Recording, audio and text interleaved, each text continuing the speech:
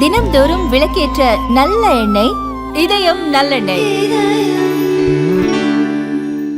மின்னணு வாக்குப்பதிவு இயந்திரங்களின் நம்பகத்தன்மை குறித்து காங்கிரஸ் கேள்வி எழுப்பி வரும் நிலையில் கர்நாடகாவில் நடக்கவுள்ள உள்ளாட்சி தேர்தலை வாக்குச்சீட்டுகள் மூலம் நடத்த வேண்டும் என்று மாநில தேர்தல் ஆணையத்துக்கு கர்நாடக அமைச்சரவை பரிந்துரைத்துள்ளது.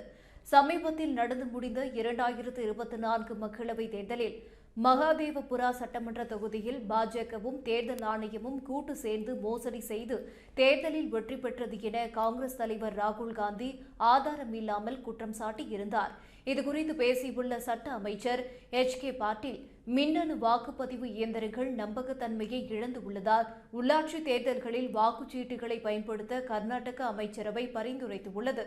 வாக்காளர் பட்டியலை தயாரிக்கவும் தேவைப்பட்டால் திருத்தவும் மாநில தேர்தல் ஆணையத்துக்கு அங்கீகாரம் அளிக்கப்பட்டுள்ளது என்று தெரிவித்தார். இதையடுத்து உள்ளாட்சி தேர்தலை வாக்குச்சீட்டுகள் மூலம் நடத்த வேண்டும் என்ற கர்நாடக அமைச்சரவையின் பரிந்துரை குறித்து மாநில தேர்தல் ஆணையம் பரிசீலிக்க உள்ளது.